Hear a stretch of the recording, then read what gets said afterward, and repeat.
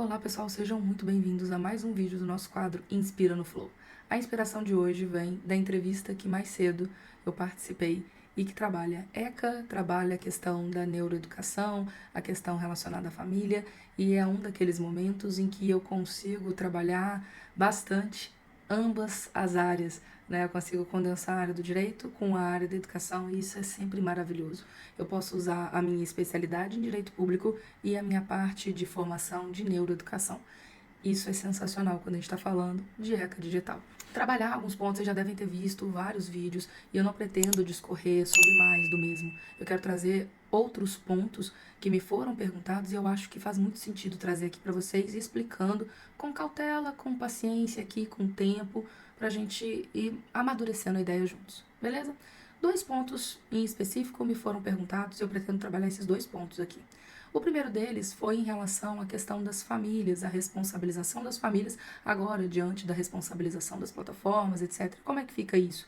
É muito importante que a gente diga que não houve uma diminuição ou diluição da responsabilidade da família porque a gente está falando de responsabilização de plataformas. A família, no meu ponto de vista, continua sendo central e indispensável para qualquer modificação na atuação e na melhoria da proteção da criança e do adolescente. E explico por quê. Tanto o ECA quanto o ECA digital se regem por alguns princípios específicos. Eu quero falar de dois deles em específico para vocês aqui hoje. O primeiro deles é o princípio da proteção integral, especial e prioritária da criança e do adolescente. E prioritária aqui no sentido de prioridade absoluta.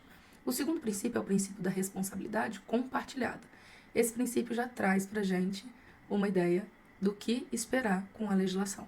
Né? E ela já mostra que existe um compartilhamento de responsabilidades. Não se trata de diminuição, de atenuação. Muito pelo contrário, justamente visando a proteção máxima, integral da criança e do adolescente, a gente tem um acréscimo de corresponsáveis. No caso aqui, por exemplo, as plataformas ingressam. Mas isso não reduz nem dilui a responsabilidade das famílias. E sabe por que eu falo isso? E o que justifica? Talvez você consiga compreender a partir desses exemplos práticos que eu vou te dar, que não adianta a gente ter uma legislação se a gente não tiver uma atuação da família, dos responsáveis em conjunto. Não tem como falar em máxima efetividade, máxima proteção nesse sentido. Você pode ampliar o que você quiser de regulamentação, de proteção jurídica para criança e para adolescente. Se você não trabalhar com elas algumas questões, elas vão continuar sendo vulneráveis. Elas vão continuar sendo extremamente frágeis e cada vez mais correndo perigo. Vamos comigo. A legislação vem e traz, por exemplo, que precisa, em relação à criação de contas, que a criança e o adolescente menor de 16 anos precisa ter a sua conta vinculada a de um responsável legal. Vocês devem ter visto isso foi algo que foi noticiado. Beleza. O que acontece é o seguinte: de que adianta a legislação propor isso e os adultos responsáveis chegarem e não atuarem com o seu dever de cautela, que não exercerem ali o papel de supervisão ou de orientação, a depender da idade, da situação, e também de educação digital, tanto própria quanto da criança e do adolescente. Da mesma maneira, não adianta a gente falar e tentar falar de proteção se, por exemplo, a gente traz uma verificação mais específica sobre idade, né? A gente está falando de verificação etária aqui, que não basta mais aquele você é maior de 18, sim ou não, para acessar vários tipos de conteúdo complicados. Nem necessariamente a gente está falando aqui de conteúdos proibidos, a gente pode estar falando de conteúdos que às vezes a criança não tem idade ali, né, para classificação etária para acessar. Não adianta a gente ter essa ideia, e aqui eu teria inúmeras questões para falar e da minha restrição e do meu cuidado, do meu receio em relação a essa questão aí da verificação etária e coleta de dados, etc. Ah, Karine, mas a legislação fala que ali é só para aferir idade e que as plataformas, etc., não vão pegar dados pessoais, dados sensíveis, não vão armazenar. Vai lá, confia. Né? Eu acho engraçado isso na legislação, porque ao mesmo tempo que a gente coloca as big techs, né, como super vilãs, a gente chega e entrega para elas mecanismos com dados sensíveis e fala, não, mas eu falei com elas que elas são proibidas de armazenar, né? Mas vamos lá. Eu sou uma pessoa que sou extremamente resistente em relação a alguns pontos. A questão para mim do princípio da privacidade, a questão de coleta de dados pessoais, a questão de não faz tanto sentido quando a gente está falando dessa legislação como um todo, e você é livre para discordar disso, né? Mas, enfim, estou trazendo para vocês o que eu penso sobre isso. De qualquer modo, independentemente de qual seja o mecanismo ali de verificação de idade que a plataforma optar, a questão é, se o adulto responsável burlar essa verificação, do que adianta? Percebem? A gente tem alguns pontos para trabalhar aqui nesse sentido, e por isso que é tão importante a gente pensar na questão da eficácia da legislação ser condicionada a uma atuação que a gente volta sempre para aquele núcleo, a família e os responsáveis legais. A legislação, ela vem num sentido mais externo de proteção jurídica. A questão que a gente precisa trabalhar aqui internamente, ambiente interno. A gente está ajudando as crianças e adolescentes que são seres em plena construção e desenvolvimento. Nesse sentido, a gente precisa trabalhar com eles consciência, valores, princípios, virtudes, uma educação digital. Se a gente não faz isso, a gente está mantendo as crianças e os adolescentes em sérios riscos. Não adianta a gente falar de legislação também, e aqui a gente vai falando de corrupção, a gente pode falar de várias coisas. Não faz sentido também a gente falar da legislação e achar que ela é suficiente por si mesma e evidenciando que a gente precisa trabalhar internamente alguns pontos. E aqui, Karine, você está falando então que não tinha que acontecer a legislação? Não, eu vou chegar lá. A gente precisava sim ter alguns tipos de regulamentação legal, mas a lei para mim ela foi muito além em vários pontos que não precisava. A ideia dela era proteger as crianças, adolescentes de adultização precoce, a questão de exposição, a questão de sexualidade, a questão de exploração, ou sites de pornografia, apostas também, etc. Essas ideias todas, né, de games. Mas vamos lá, ela foi muito além disso e isso gerou até alguns tipos de repercussão, a ponto de, por exemplo, o decreto, né, a regulamentação, nem ter saído no mesmo dia do ECA digital ter sido ali, entrado em vigor, né? Existiu um atrasozinho ali e existem pontos para que isso tenha acontecido, tá? Então a questão é, não adianta eu trazer uma legislação sem trabalhar internamente questões importantes, sensíveis e indispensáveis para a construção e o desenvolvimento do ser. Sabe por quê? Agora mesmo já tá rolando trend nos ambientes aí, nas plataformas mesmo, nas redes sociais, de adolescentes burlando a verificação etária. Sempre vai existir alguém para ficar pensando sobre como fazer, como acessar aquilo dali. A gente vai colocando legislação em cima disso. Se a gente não trabalha a consciência, sempre vai ter alguém, sempre vai ter um avanço nas tecnologias, sempre vai ter alguém para pensar de uma maneira diferente e burlar. E aí começa a outra a burlar também e tal. Então, assim, existem pontos a gente considerar. Ah, não, então eu vou colocando ali penalização para todo mundo, vou responsabilizando todo mundo. Será que esse punitivismo também resolve alguma coisa? Será que a gente não tem que agir antes? Não estou falando de não precisar, às vezes, ter algum tipo de sanção para determinadas coisas, né? Mas quando a gente fala ali, não seria muito mais eficiente a gente voltar atrás um pouquinho, reconhecer que a gente está falhando lá na base, na construção do ser, a gente está muito focado no ter e no fazer. O ser tem sido largado de lado. E aí, quando você fala até trabalhar a virtude com as crianças, trabalhar a virtude com os adolescentes, trabalhar valores, princípios, tem gente que ri da tua cara. Aí sabe o que acontece? Depois fica um monte de adulto tendo que estudar ética, tendo que falar em atendimento humanizado. Cara, nós somos humanos. Existiu alguma coisa que deu muito errado nesse meio do caminho para você precisar ser treinado para ser humano. Algo muito errado que depois a gente passa aperto para falar sobre ética. A gente tem que falar sobre ética com adultos. Se a gente tivesse investido lá na base para falar sobre isso, e enquanto o ser está em pleno desenvolvimento, a gente insistir nesses pontos, a gente não via um monte de coisa que a gente está vendo hoje. Então, sinceramente, essa é a minha postura em relação a isso tudo. E é importante a gente entender que, por mais que venham legislações, ainda assim, responsabilidade da família, responsabilidade dos responsáveis legais é indispensável para fazer alguma coisa funcionar. Para além disso, me foi perguntado também na entrevista sobre se a legislação por si só seria eficiente para trazer resultados ali, né? Por si só, ela seria suficiente?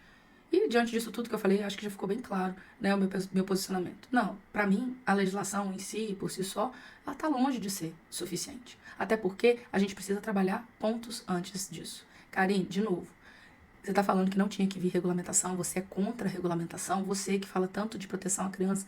Gente, pelo amor, eu não estou falando disso. Existe parte da legislação que eu acho que precisava vir, que bom que veio. Existem outras tantas que vieram no pacote que não precisavam estar ali. Aliás, se a gente parar para pensar mesmo, talvez a gente não precisasse nem de algo que se chamasse ECA digital. Se a gente acrescentasse artigos nas legislações já existentes, a gente já resolveria essas arestas se essa fosse a intenção das pessoas que estavam ali desenvolvendo as leis.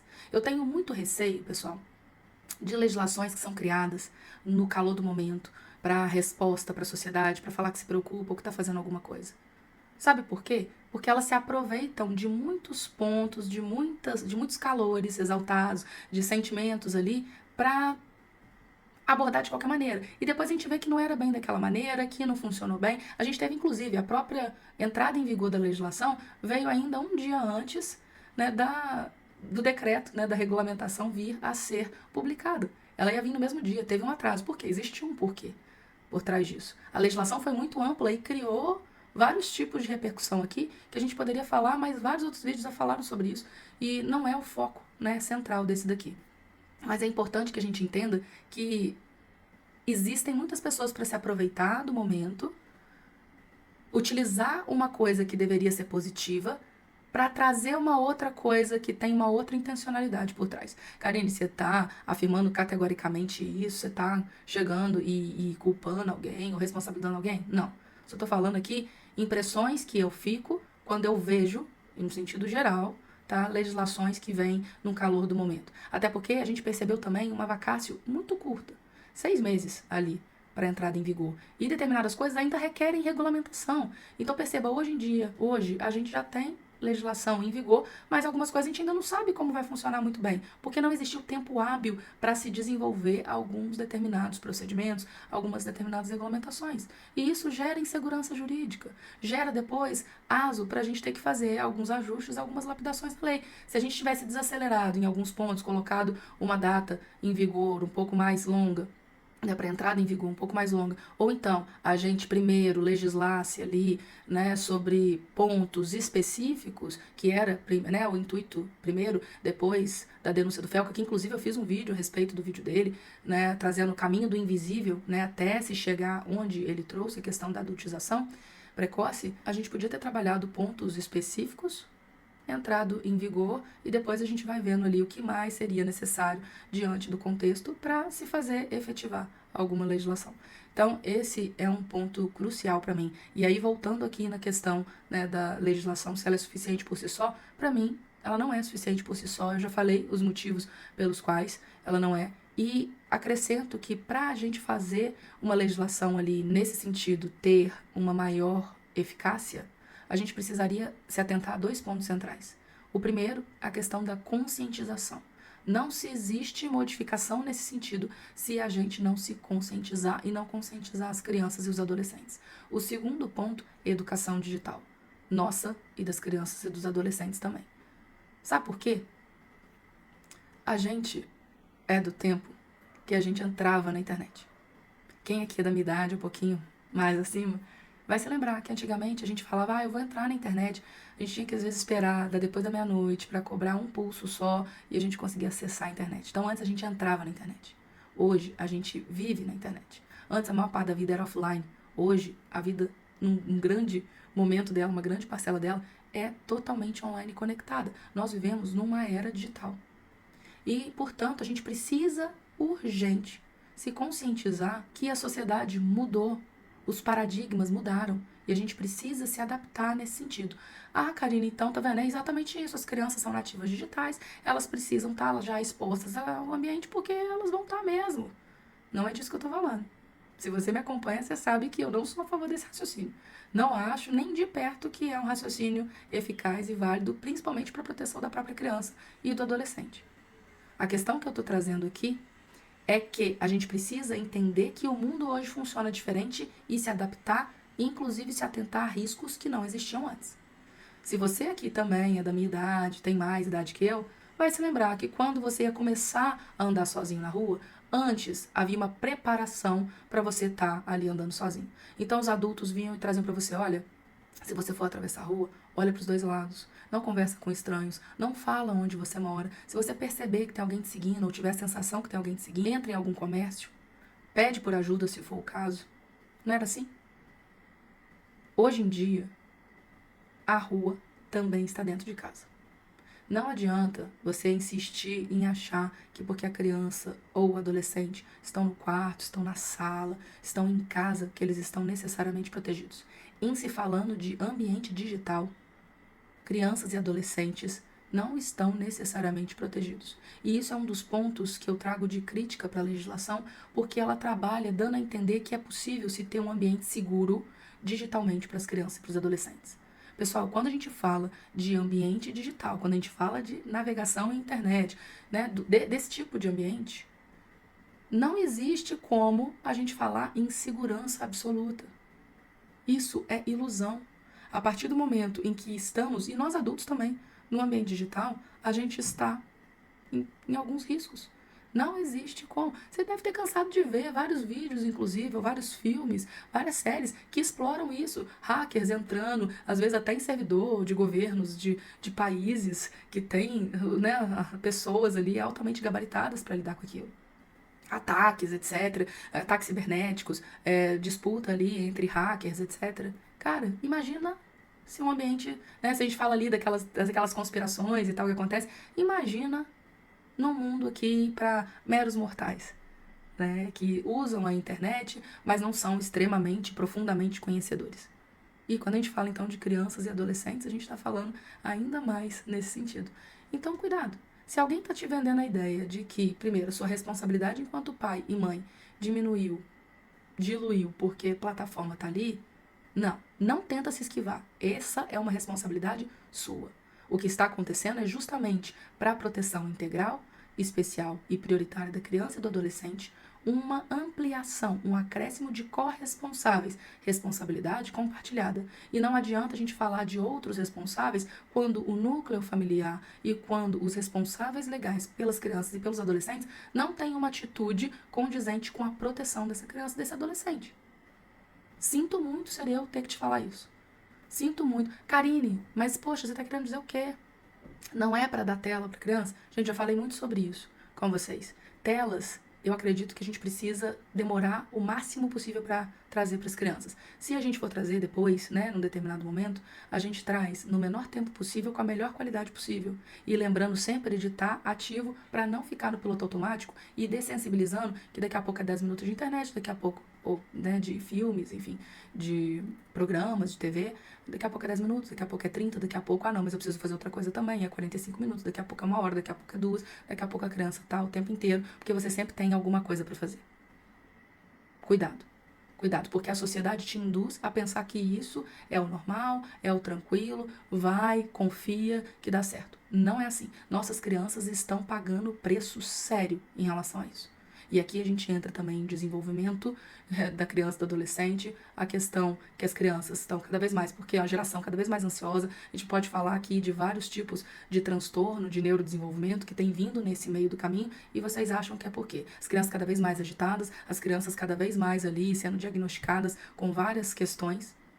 Para pensar sobre isso.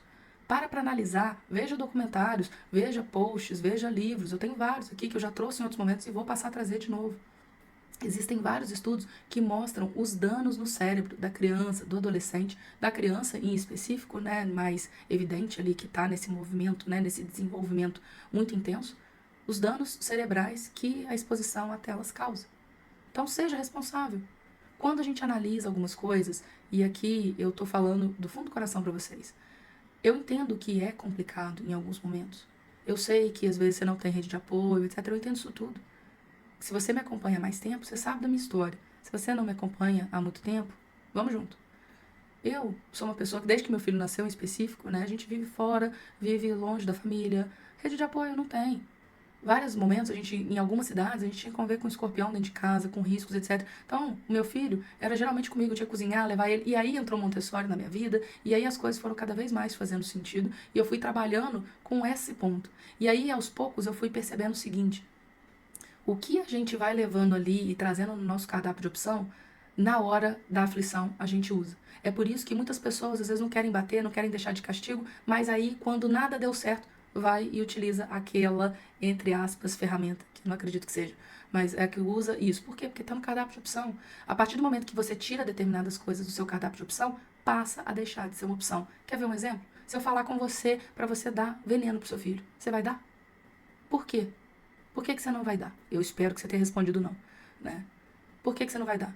Porque mata? Porque tá no seu cardápio de opção? Não, não tá. Então, a pessoa pode te incentivar, te estimular, falar que é só um pouquinho, que essa quantidade não machuca, que essa quantidade não vai matar, que essa quantidade não sei o quê, que você vai falar não. Por quê? Porque não é uma opção. Então, se você utiliza, é porque é uma opção para você. E se é uma opção, a gente precisa pensar sobre isso e como fazer para essa opção ser menos agressiva para a criança, ser menos complexa, menos prejudicial para o desenvolvimento dela. Falar com você que não vai ter prejuízo nenhum, eu estaria mentindo.